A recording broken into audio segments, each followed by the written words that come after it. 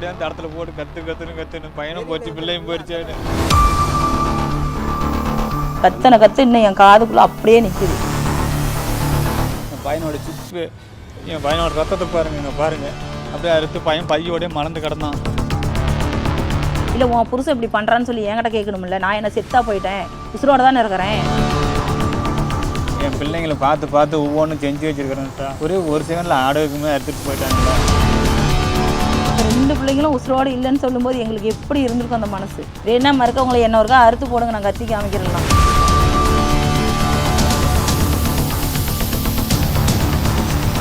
நாங்கள் இந்த வீடியோவை ரொம்ப கஷ்டப்பட்டு தான் எடுத்திருக்கோம். களத்துக்கே போய் என்ன நடந்துச்சு அப்படின்ற தகவலை தான் உங்ககிட்ட கொண்டு வந்து சேர்த்துருக்கோம். எங்கள் சேனலை பார்க்குற எல்லாருமே சப்ஸ்கிரைப் பண்ணுங்கள், சப்போர்ட் பண்ணுங்கள். தாத்தா, பாட்டி, மாமா, அத்தை, சித்தி, பெரியம்மா என அத்தனை பேரின் ஆசீர்வாதங்களை பெற்ற பின்னரும் உயிர் பிழைக்கும் வாய்ப்பு நவீனாவுக்கு இல்லாமலேயே போய்விட்டது. கல்யாணம் பண்ணி பார்க்கறதுனால என் பிள்ளை கருவாடு வந்து பார்க்குது பட்டா. இன்னும் 2 வருஷம் பிள்ளைக்கு நீ கல்யாணம் பண்ணி பாப்பா. நான் கருவாடு தள்ளி பார்க்குறேன். கஷ்டப்பட்டு 5-6 வருஷத்துக்கு கொண்டு இருந்துக்கலாம் போட்டு சின்ன பட்டு சீரழிஞ்சுக்குவேன். இப்போ முன்ன இருந்ததுக்கு இப்போ ஒரு பொறாமையில பண்ணிட்டாலே தேவடியா. நவீனாவின் பூப்புனித நீராட்டு விழாவில் எடுக்கப்பட்ட சில புகைப்படங்கள் தான் அவர் உயிரோடு இருந்தார் என்பதற்கு சாட்சியாக இருக்கின்றன. பவுன் வேலை ஏறின்னு சொல்லி பட்டம் கட்டலான்னு 1/2 பவுன் எடுத்து வச்சுருக்கேன் என் சாமிக்கு.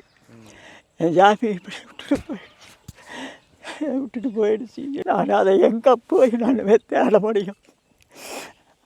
அவர் இறந்து விட்டார் என்பதற்கு இதோ அவர் எரிக்கப்பட்ட இடத்தில் கிடக்கும் சாம்பல் சாட்சியாக இருக்கிறது. அன்றைய நாளில் நவீனா மட்டுமல்ல, கூடவே நவீனாவின் தம்பி சுகனும் அங்கே வைத்து தகனம் செய்யப்பட்டான். அக்கால் தம்பி இருவரும் மிகவும் கொடூரமாக திட்டமிட்டு கொலை செய்யப்பட்டிருக்கிறார்கள். சோறு கூப்பிட்டு போட்டிருக்காங்க. அந்த 8ஆம் நாள் என் வீட்டுக்கு வந்துட்டு, மச்சனை எப்படி இந்த வாரத்துக்குள்ளே வருவீங்கள்ல, வாங்க வாங்க வாங்க, நீ 1 வாரத்துக்குள்ளே எதுக்கு மச்சான் வாரான் அப்படின்னு நான் சொன்னேன். 1 வாரத்திற்கு முன்பு யார் கையால் இருவரும் வயிறார சாப்பிட்டார்களோ அதே கையால் கழுத்தறுக்கப்பட்டார்கள் என்பதைத்தான் ஜீரணிக்க முடியவில்லை. நவீனா சுகனின் கொடூர மரணம் தமிழ்நாட்டு மக்களை உலுக்கி இருக்கிறது. தங்களின் பிள்ளைகளுக்கும் இப்படி ஒரு நிலை ஏற்பட்டு விடுமோ என பதற வைத்திருக்கிறது. என்ன அடித்து எதோ வேணால் பண்ணலாம், பிள்ளைங்க என்ன பண்ணும்? ஒரு குழந்தைங்க பள்ளிடம் போகிற சிறுமி என்ன பண்ணும்? பிள்ளைக்கு கொண்டு நடு ரோட்டில் சுட்டு கொல்லணும், இல்லைன்னா தூக்கு ஆர்டர் கொடுக்கணும். சேலம் மாவட்டம் ஜருகுமலை காப்புக்காட்டின் ஒரு பகுதியாக இருக்கிறது ஒடுவங்காடு எனும் கிராமம். சுற்றிலும் மலைகள் சூழ விவசாயமே மக்களின் பிரதான தொழிலாக இருக்கிறது. தொலைவில் தெரியும் இந்த மலை அடிவாரத்தில் ராஜா, சித்ரா தம்பதியினர் விவசாயம் செய்து வந்தார்கள். இத்தம்பதிக்கு +2 படிக்கும் நவீனா என்ற மகளும் 9வது படிக்கும் சுகன் என்ற மகனும் இருந்தார்கள். நவீனாவும் சுகனும் தினமும் இந்த அரளித் தோட்டத்தில் பூ பறிப்பது வழக்கம். ஆனால் ஒருபோதும் அவர்கள் மொட்டுக்களை பறிப்பதில்லை.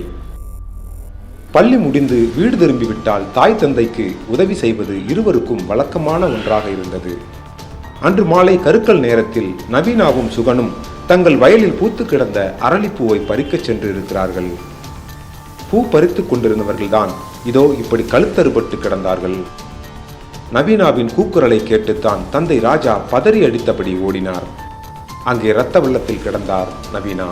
அங்கே பூ எடுத்துட்டு இருக்கிறேன். 6 மணிக்கு அப்படித்தான் எடுப்பீங்களா? லைட் கட்டி பூ எடுப்போம்.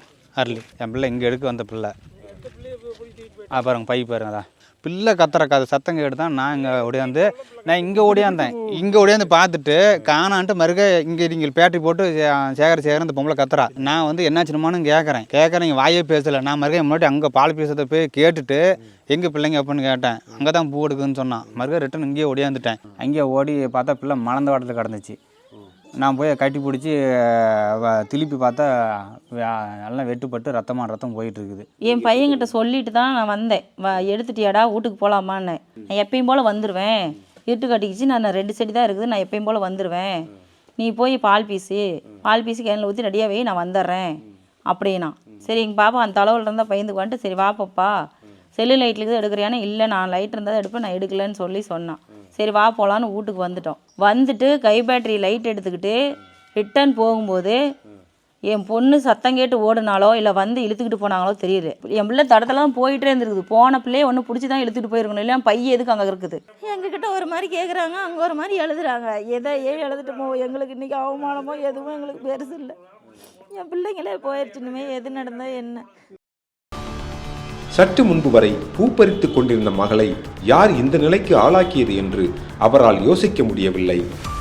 கதறி துடித்த ராஜாவின் கூக்குரல் மொத்த ஊரையும் அதிர வைத்தது. மகளை எப்படியாவது காப்பாற்றிவிட துடித்தார். அப்போது இடி போல அவரது தலையை தாக்கியது இரும்பு ராடு ஒன்று. இந்த இடத்துல பிள்ளை அதான் அந்த இடத்துல இந்த இடத்துல இப்படி மலர்ந்த இடத்துல கிடந்துச்சு. மலர்ந்த இடத்துல கிடந்து நான் அங்கேருந்து ஒடியாந்து தான் நான் மலத்தி போட்டு இதெல்லாம் மண்ணை போட்டு மெதிச்சிட்டாங்க. எல்லாம் இப்போ ஈரம் மழையான மழை பெஞ்சிட்டு ஈரம். இப்போ படுத்து கத்திக்கிட்டு இருக்கும்போது தான் பிளானில் நீ தப்பிச்சிட்ட அப்படின்னு சொல்லி அடித்தான். நான் ஒரே அடியில் ரத்தம் பிச்சுட்டு வந்துருச்சு. வந்து இங்கே ஒரு அடி, இங்கே இதில் ஒரு அடி அடிச்சுட்டு இருக்கும்போது என் அம்மாக்காரி வந்து அவனை பிடிச்சி இழுத்துட்டு போயிட்டா. அப்படி நான் ஓடும்போது என் பிள்ளையை பார்த்தா ரத்த வெள்ளத்தில் என் புருஷன் தூக்கி கட்டி பிடிச்சிக்கிட்டு தூக்கி தோளில் போட்டு பார்த்தா பிள்ளை கொலன்னு போயிடுச்சு. பிள்ளைய மடியில் போட்டு கத்திக்கிட்டு நீ யாருக்காலும் ஃபோன் பண்ணேன், எங்கள் ஒப்பனுக்கு ஃபோன் பண்ணேன், வண்டிக்கு ஃபோன் பண்ணேன், பிள்ளையை காப்பாற்றிடலாம், பையன்தான் எங்கேயோ ஓடிட்டான், பையன் தப்பிச்சிருப்பான் அப்படின்னு நாங்கள் நினச்சோம். கொலைவெறி அடங்காமல் அங்கே நின்று கொண்டிருந்தார் தனசேகர் என்பவர். அன்பு மகளின் கழுத்தை அறுத்து போட்டது தனசேகரா என ராஜாவால் நம்பவே முடியவில்லை. பையனை அரை மணி நேரம் ஆகி போச்சு ஏற்றி விட்டு. ஒருபுறம் நவீனாவை காப்பாற்றி விடலாம் என சிலர் முயற்சிக்க, மற்றொரு புறம் அந்த பகுதி முழுவதிலும் சுகனை தேடி அலைந்து இருக்கிறார்கள். ஏனென்றால் சுகனையும் காணவில்லை. இங்கே பாருங்க, சேர்ப்பு ஊத்துல கடந்து நான் கிணறு போகிறேன். அங்கே போய் தொலைவி எங்கே இல்லைங்க பாருங்க. என் பையனோட சிப்பு, என் பையனோட ரத்தத்தை பாருங்க. இங்கே பாருங்க, அப்படியே அறுத்து பையன் பையோடய மலர்ந்து கிடந்தான். அப்புறமேட்டு தான் அங்கேருந்து தூக்கிட்டு ஓடியாந்து இடத்துல போட்டு கத்துன்னு பையனும் போச்சு, பிள்ளையும் போயிடுச்சு. ரத்தத்தை பாரு எப்படி தவஞ்சு கிடக்குன்னு.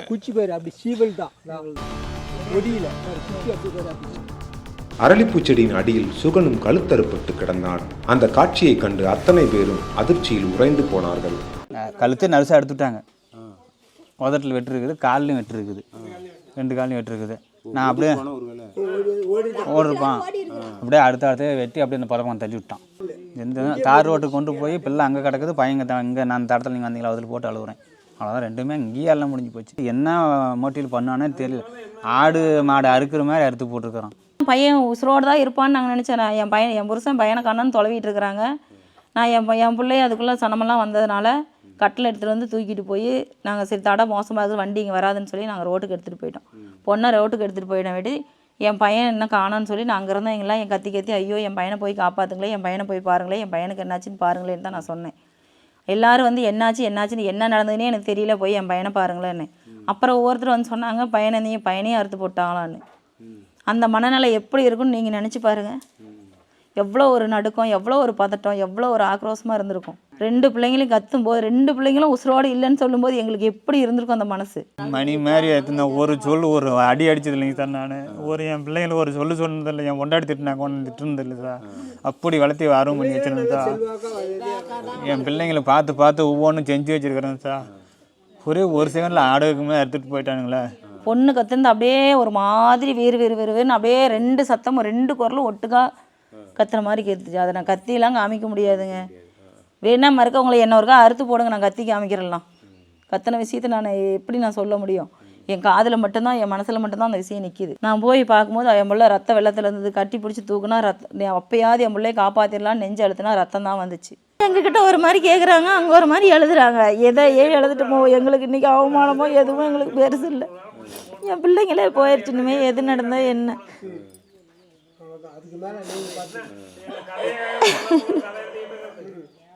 நவீனா பூக்கள் சேகரிப்பதற்காக வைத்திருந்த பை இன்னும் அங்கேயே கிடந்தது. இந்த பையை உடலோடு கட்டிக்கொண்டு பூவை சேகரிப்பார்கள். பையை கலட்டி வைத்துவிட்டு நவீனா சென்றிருக்கிறார் என்றால் சித்தப்பா தனசேகர் அன்பாகவே அழைத்திருக்க வேண்டும். தன்னை கொலை செய்வதற்காக சித்தப்பா அழைக்கிறார் என நவீனா நினைத்திருக்கவே மாட்டார். அவனை அடித்து விசாரிச்சிங்கன்னா எத்தனை பேர் வந்தாங்க, என்ன செஞ்சாங்கன்னு அவங்களுக்கு தெரியும். என் புள்ள வந்து தானாக போயிருக்க வாய்ப்பே கிடையாது. பையை அவுத்து போட்டு என் பிள்ளை போகாது. பையை இடுப்பில் கட்டியிருந்தது, ரெயின் கோட் போட்டிருந்தது. பையன் சத்தம் கேட்டால் கூட அப்படியே தானே ஓடி இருக்கணும். பையை எதுக்கு இங்கே கிடக்குது? என் பிள்ளை ஏதோ வம்படியே இழுத்துட்டு தான் போயிருக்கிறாங்க, வாயை பொத்தி இழுத்துட்டு போயிருக்கிறாங்க. அந்த பிள்ளை ஏதோ வாயை விட்ட கேப்பில் தான் ஐயோன்னு கத்தனை கத்து இன்னும் என் காதுக்குள்ளே அப்படியே நிற்கிது. அவ்வளோ பெரிய சத்தம். அந்த சத்தத்தை கேட்டதுன்னு தான் நாங்கள் எல்லாரும், நான் சரி அந்த பிள்ளை அட்டைப்பூச்சி கண்டா எப்பயும் போல் கத்தும், சரி அதனால தான் கத்துதோன்னு நான் பால் பேசிகிட்டு இருந்தேன்.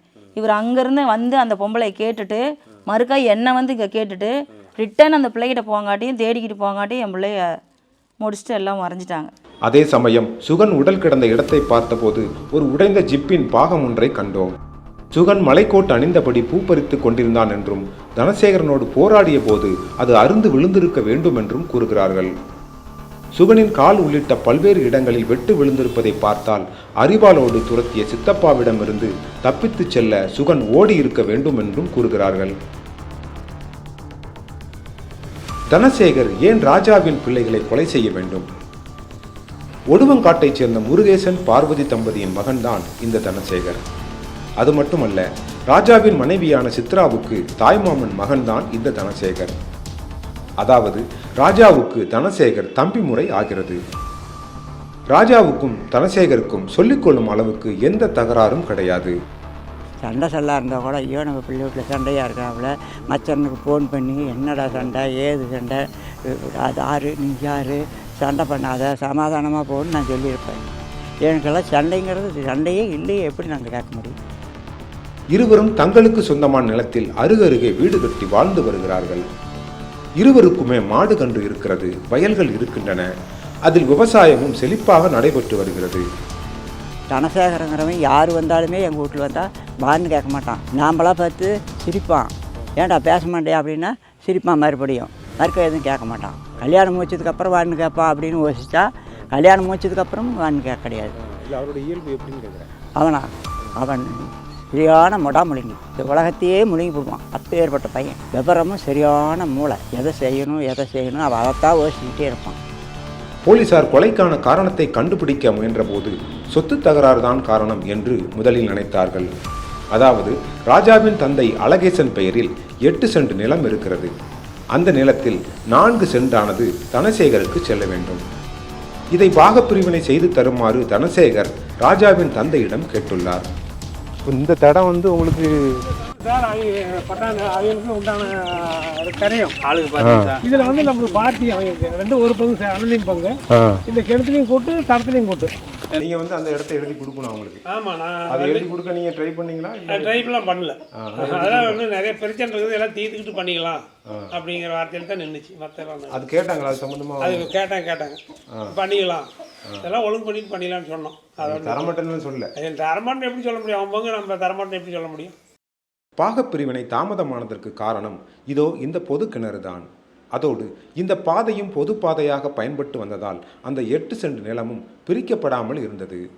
ஆனால் ஒரு நாளும் இந்த நிலப்பிரச்சனைக்காக தகராறு நடந்ததே இல்லை என்கிறார்கள் ராஜாவின் தரப்பினர். இது சம்பந்தமா சண்டை போட்டாங்களா? தகராறுனா எதுவும் கிடையாது. எந்த ஸ்டேஷனுக்கும் போனதில்லை, எதுவும் வந்ததும் இல்லை. அப்படி தான் நான் என் பிள்ளைங்களை எச்சரிக்கையாக வச்சுருப்பேன். எதிர்பார்த்தீங்களா இந்த மாதிரி நடக்கும்? எல்லா முறையும் பேசிக்கிட்டு இருந்தே நம்ம வச்சு கழுத்து இருக்குன்னு சொல்கிறாங்களா, அது மாதிரி பண்ணிட்டாங்க. இந்த தகவல் போலீசாருக்கு திருப்தி அளிக்கவில்லை.